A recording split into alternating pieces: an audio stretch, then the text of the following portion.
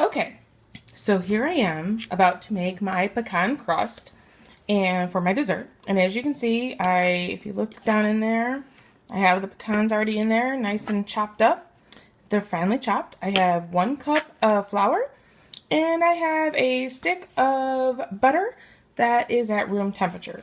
So the first thing you want to do is you want to just start mixing it all up with a fork. I like using a fork because I feel like you can really get in there and kind of break down the butter better and really mix the nuts around in with it.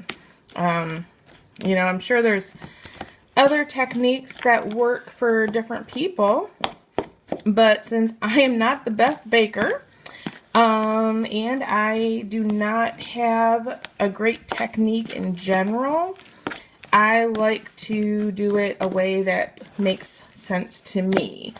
So that's what I'm doing. Gotta fill some time. I'm making this dessert for the 4th of July, and it's gonna have like some Cool Whip and chocolate pudding put on top of it. So it's gonna be it's one of my favorite desserts. It's a nice cool dessert. You do have to keep it cold, but that's why I use a disposable half sheet pan, because then if I'm someplace where they're not going to have ice, I can use another half sheet and put ice at the bottom of it to keep it cold. In this case though, where I'm going today, I don't need to.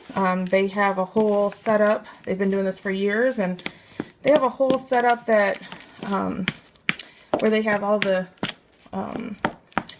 tables kind of like indented with ice. And I know I'm kind of rambling, but I gotta get this looking nice and pretty. I probably should have the butter just a little bit softer, but that's okay.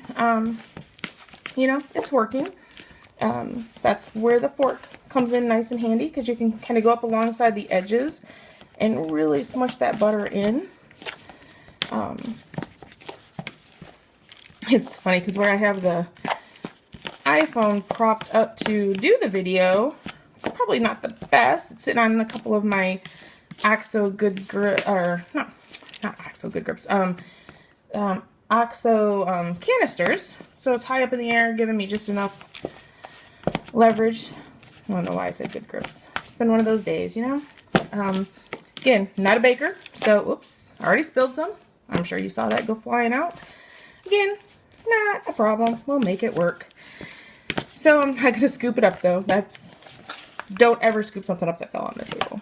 Especially when you have pets around, you want to make sure. I like wash everything 7-10 times to make sure there's no dog hair in it, because nobody wants dog hair.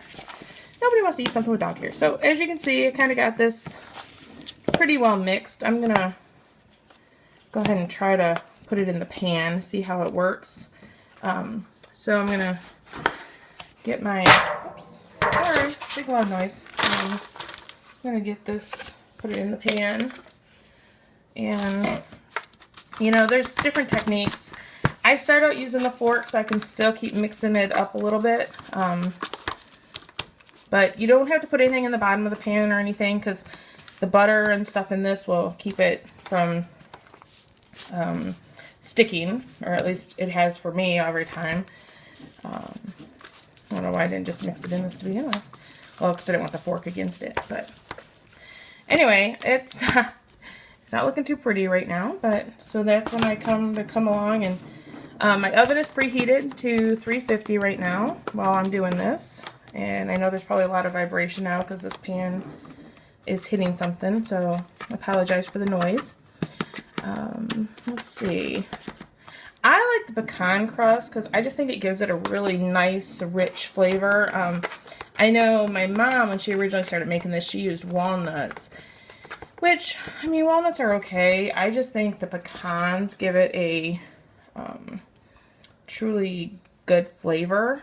I guess I'll put this in the bowl. So, the hardest part for me is smushing it all down because, again, as I've said numerous times, I'm not the best baker.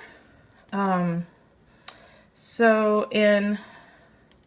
don't have any video editing skills, so to speak, so I can't like start and stop this, so that's why you're listening to me ramble. but it's fun. As if you're a reader of my blog, HaliPawz.com, you'll know I tend to ramble about everything. Oh, can't plan on the home phone ringing either.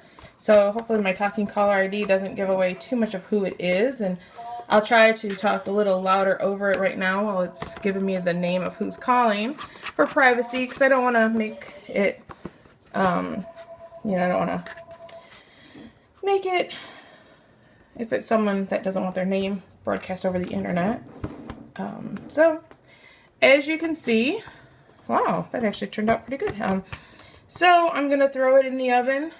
It'll pretty much look just the same as it does